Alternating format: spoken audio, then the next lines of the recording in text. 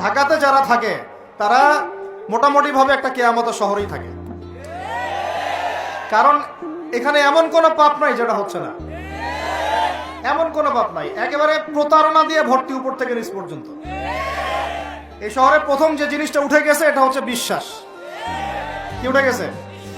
দ্বিতীয় উঠে গেছে আমানতদারিতা। বিশ্বাস উঠে গেছে, এখানে নাই। আমানতদারিতা নাই। কে কার উপর দিয়ে টক্কর দিতে পারে, এটা হচ্ছে আমাদের এজেন্ডা আর কি।